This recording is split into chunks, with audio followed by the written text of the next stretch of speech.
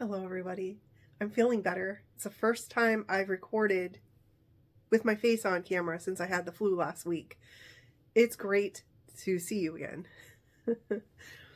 Today I'm doing something silly, but it is a fun story, and I hope there's something to be taken away from this video in my story.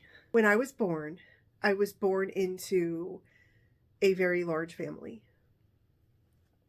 My mother was young when she had me, so I lived with her with other people. There were many people in the household, along with my grandparents. And my grandparents adored little children, just adored them. They had many grandchildren, many great-grandchildren by the time I came along. My grandfather loved reading The Three Little Pigs. I don't know why. That's just the story he picked, probably because he was a farmer. So he used to read me The Three Little Pigs before bed, and I was the child that wanted an encore every night. Just loved The Three Little Pigs. So much so that as an adult, I actually had a pet potbelly pig for 8 years. That's how much I loved the story of The Three Little Pigs, and then went on as an adult to have a pig of my own, if that says anything. So he used to read me The Three Little Pigs, and inadvertently, not meaning to, while reading me The Three Little Pigs, he actually taught me resilience. And let me explain. So, The Three Little Pigs are about 3 tiny little helpless pigs that go on, build little houses, and the big bad wolf comes and threatens to blow their houses down.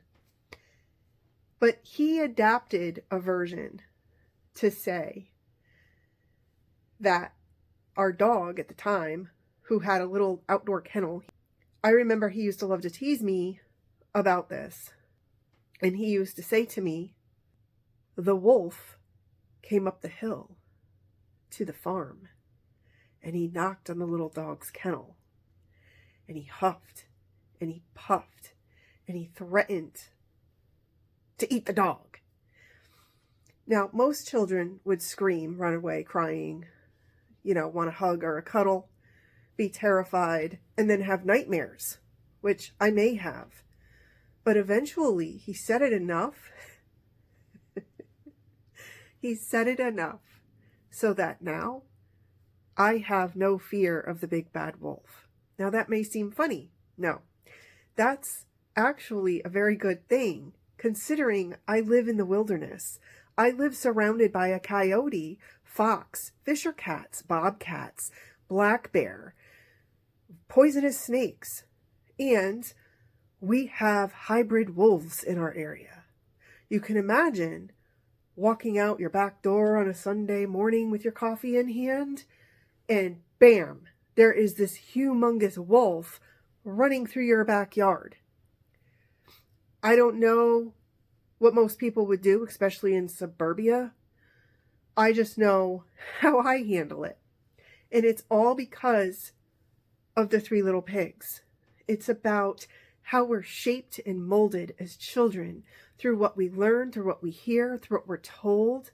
I can't imagine where my life would be at if I didn't have that life experience or that life teaching or becoming resilient to the idea of a big bad wolf sneaking into my yard and taking my puppy. I can't imagine where my life would be at now. I certainly probably would not own a home in the woods, and I certainly probably would not maybe even own a home at all. I might be in a condo somewhere, and I probably would be in a city. I probably wouldn't be out here in the wilderness fending for myself in case a big bad wolf appeared. What we learn and what we take in as children forms and molds and shapes our ideas, our perspectives, our opinions. I don't think that was my grandfather's intent. I don't think he thought about it when he was reading me the stories or making up little stories.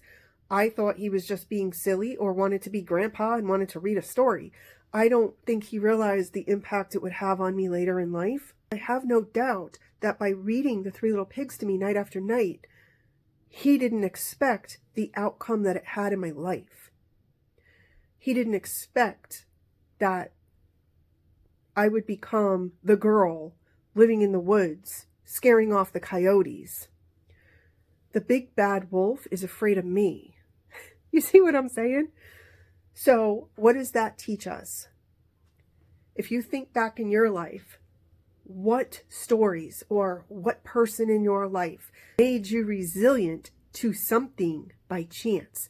Not planned, but by chance it occurred because of whatever you were told, a story you were read. So when you think back to your life and your childhood, what shaped and molded your ideas and opinions, and what shaped and molded you into the adult you are today? Of course, I'm just being silly here. I'm dressing like Little Red Riding Hood. I'm telling you a story about a wolf, but it's so much more than that. If you think back, I see Jax is joining us. Hey, Jax.